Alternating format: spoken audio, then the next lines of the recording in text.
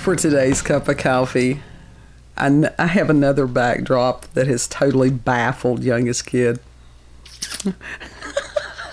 It will make sense. The other one made sense. This one will make sense. It's something for people to ponder as they listen. They're going to go, what the hell? All of this is, what the hell? This one is from Paul Seaburn. Mm-hmm. What the hell? No, actually, he wrote this one. This was quite good. June 25th, 2022, Mysterious Universe. This is actually pretty damn concerning. Okay. This article is entitled, NASA Fears Martians Could Threaten Our Life on Earth. Loves it. Now, that sounds like something like 1950s sci-fi. Yeah, just a little bit. But it too makes sense. It says, on July 24th, 1969, the first two humans to set foot on the moon returned to Earth with a bag of rocks and dirt. We're not going to debate whether or not they actually were there, okay? That's for another cup.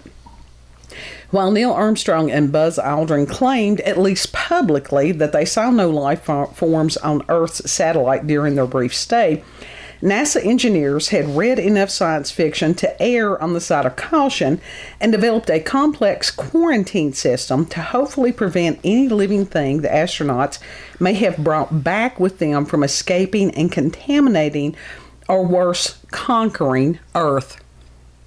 Uh-huh. Things you don't think about. That didn't happen. Excuse me. Although NASA is upset that an auction house is selling moon dust that was fed to and excreted from roaches to check for contaminants. More on that later. But the space agency has admitted it is extremely concerned about upcoming missions to Mars to pick up Martian rocks and dirt.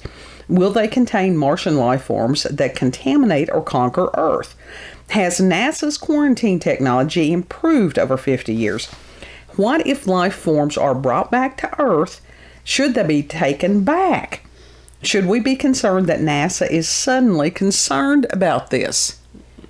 Those are some very valid questions. Right. And because this is Mr. Seaburn writing this, someone made a quote. The PIES, the Programmatic Environmental Impact Statement, will provide information related to the potential environmental impacts associated with proposed return of Mars samples to Earth for scientific analysis. Potential impacts to be analyzed in the PEIS include those associated with ground disturbance from landing site preparation and sample vehicle landing and recovery efforts with respect to natural, biological, and cultural resources.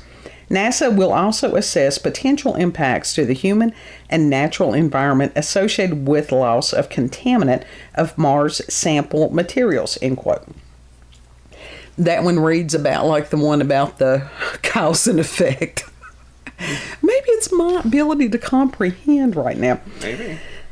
Believe it or not, the target date for sending a lander to Mars to pick up samples currently being collected by the rover Perseverance is just 10 years away, and NASA is only now issuing a NASA Mars Sample Return Programmatic Environmental Impact Statement Tier 1. Is it required that everything the government names is something so convoluted? Yes. Absolutely it is. Somebody probably got paid the government fucks everything up, doesn't it? They do. They make everything complicated. Probably somebody made 6 figures to come up with that damn title. More than like 5 years of the average person's salary. That means it has not yet begun to build the facility where the samples will be taken, let alone develop a plan to pick it up after it's dropped by parachute or worse, crashes in a remote location and transport it to the lab. It seems as though some engineers are more excited about how they'll divide up the samples rather than how to protect humanity from any Martian stowaways. Somebody else quotes, in the first place, we don't know everything we want to know about Mars. That's why we want the samples. We keep finding Earth organisms doing new things that are quite interesting from the standpoint of potential life elsewhere. So why don't we think we need to be careful? The answer is that we do need to be careful, as repeatedly emphasized by the national academies. People have to have some kind of respect for the unknown, end quote. In an interview with Scientific American, John Rummel, a retired astrobiologist who previously ran NASA's Planetary Protection Program for interplanetary missions, warns that cutting costs by building a simple storage and research facility may make budgetary sense but not provide protection from samples containing life forms. Yeah. Since this is the last step of the Mars sample return, the MSR campaign, it seems to be last in line for funds as well as engineers to make it a foolproof contaminant facility. Comments on a public NASA forum where the documents concerning MSR are available for perusal sound concerned at best, but mostly terrified. Different quotes. Are you out of your minds? Not just no, but hell no. Another one says, no nation should put the whole planet at risk, end quote. Another yet, public opposition will surely rise drastically as the knowledge of NASA's intentions are spread beyond the smaller space community, end quote. Those are valid concerns. Very. A lot of these forums and stuff like that, you have some very intelligent people commenting, and I appreciate that. Some not so much, but the ones that are, I do. Spoken like true concerned citizens and sci-fi fans, which may explain why Stephen Benner, a prominent astrobiologist, poo-pooed the comments to Scientific American, pointing out that Earth has for millions of years been bombarded by space rocks knocked off of Mars when it is hit by meteors. It is disconcerting that he doesn't give us credit for noting that those rocks spent time in the cold expanse of space between Mars and the Earth, then made a fiery, life-scorching entry and life-smashing crash landing that is far from delivering sealed samples on a spaceship that will ideally make a soft landing on Earth. Astrobiologist Barry, I knew I was going to have problems with his name, DeGregorio. I tried, Barry. I did. Founding director of the International Committee Against Mars Sample Return, the ICAMSR, thinks the entire world should be concerned, especially now that China is also bringing samples back. I'm assuming this is Barry, that's his quote. Unless returning samples from Mars is done as a global effort in order to share the findings in real time with all spacefaring nations instead of as a national goal, no single country will know what the other has found or what problems they are having with containment, end quote. Shit. Barry proposes a dedicated orbiting lab or space station where every sample is opened and tested before bringing it into Earth's biosphere, even under the most stringent conditions. He also believes getting spacefaring nations to cooperate during the present geopolitical conditions will be difficult, and he also believes cost should be a lesser consideration. That was the case in the original space race to the moon, a time when the Cold War helped feed military money and personnel into the space program. It was evident in the recovery and quarantine procedures of Apollo 11. The astronauts were given biological isolation garments, big. Now that one is pretty funny. And rubbed down with sodium hydrochloride solution while the capsule was wiped with providine iodine.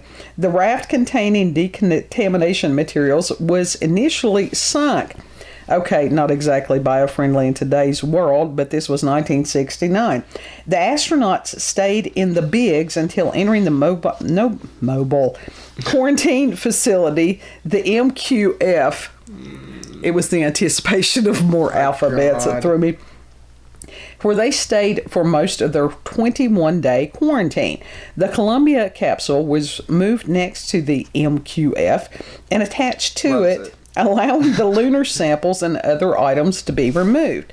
All of this was dictated by the Extraterrestrial Exposure Law, a set of quarantine regulations implemented by NASA. Somebody had quoted, I found no evidence of infectious agents. I don't know. While the astronauts were released, the lunar samples remained under quarantine as they were examined. One test that coincidentally popped up in the news this week involved feeding some of the more than 47 pounds of lunar rock to roaches, other insects, fish, and other small creatures to see if it would kill them. The fuck? It would have had to have been damn potent to kill a cockroach. Yeah. The cockroaches were under the watch. Two things that'll still be alive when the world ends. Cockroaches and Cher. Keith Richards. So three That's three. things.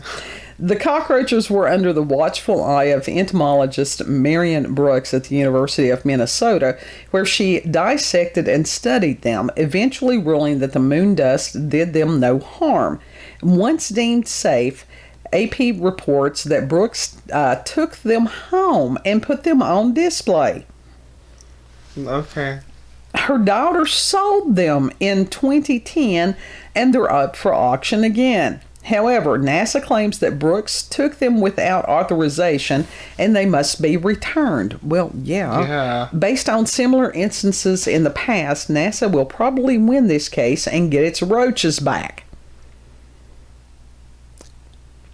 Just ponder that for a moment. Just ponder that.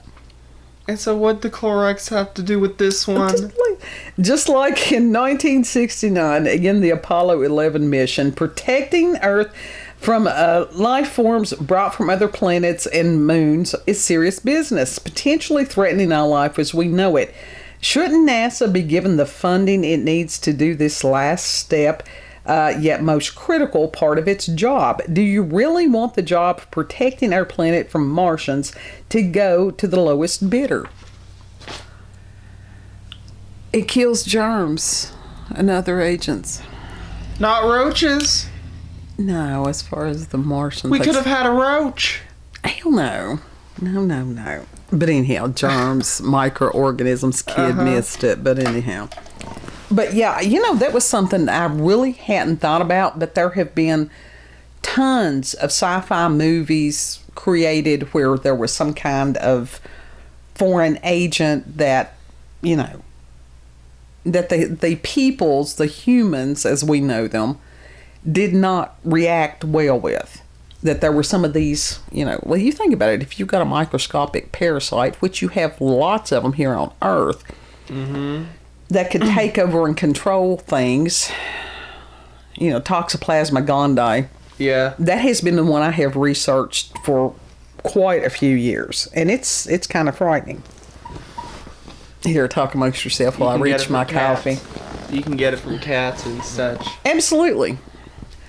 And that people... That doesn't mean exterminate cats. They're fine. Just don't fucking wash your hands if they scratch you. Well, it's not even that. As far as cleaning the litter box and things like that. Wash your hands if they have shit on their ass. Wash your hands if you have to clean the litter box. When you clean the litter box, don't be a dumb fuck. Proper hygiene. Yeah.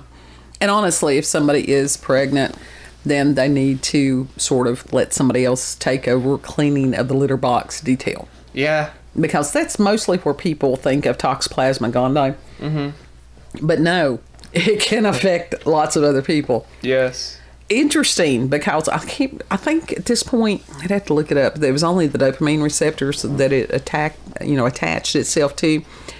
In women, it made them overly empathetic. That's the reason you get some of these cat lady scenarios. It's not really wrong. But in men, it made them reckless. Because reckless or angry? No, reckless. What the whole thing is, because how the Toxoplasma gondii, it's like rats eat it, the soil and different things like that. Cats eat the rats, and then, the leftover goes into the litter box or outside. But in the rats, the Toxoplasma gondii hijacks their brain, and instead of them running away from cats, they will run to the cats, because this parasite needs to be consumed so it can, propagate. Loves it. That's horrifying. Yeah. Now, imagine something from another planet doing that. And we don't know that it hasn't. Slither.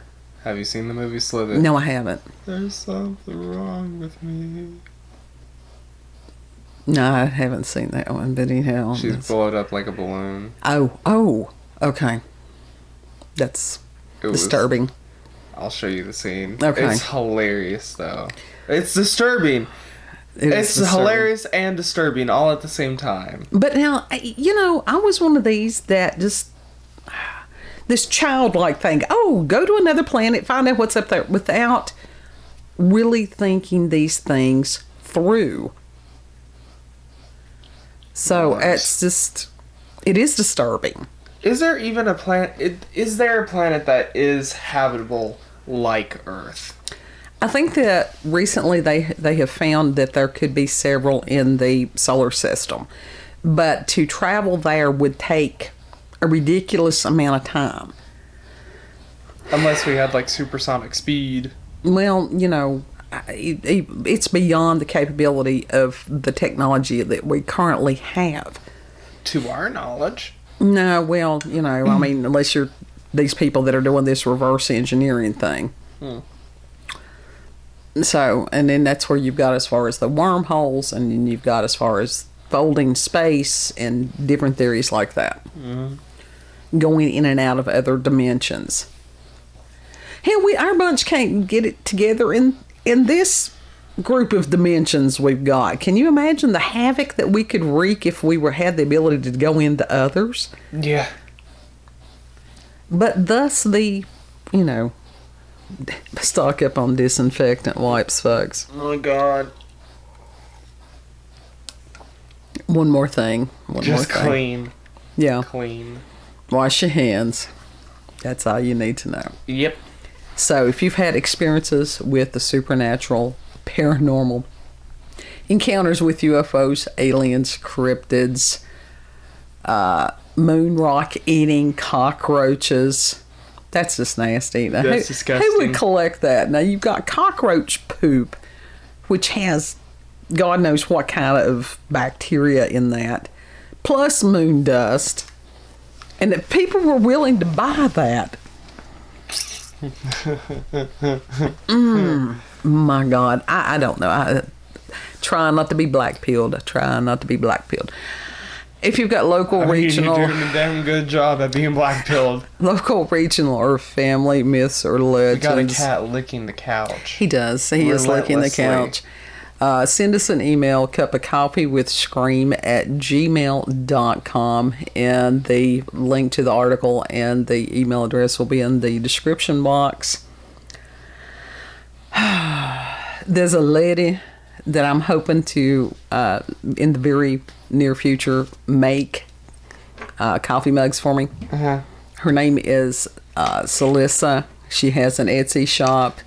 I will include the link to her shop. But one of the ones that I want is, I had tried to order it a couple of years ago, but it's just as well because it was only a 9-ounce mug. She can do 15-ounce ones. You don't need a bucket. It was Invader Zim. You barely finished one cup of coffee. Lying in a pool, and that he was screaming, "The stupid, it burns." It's funny. I need that. Yeah, it's funny. So, Celissa, honey, hopefully I will email you sometime this week with the picture on that. Yeah. Know that you're loved. Stay of good cheer. Yeah. And if you like this video, don't forget to like, share, comment, and most of all, subscribe and click that notification button for daily notifications of our daily uploads. Thank you all. Have a good. We'll see you on the next one. Youngest kid is so happy he could just shit. We'll see you on the next cup. Bye.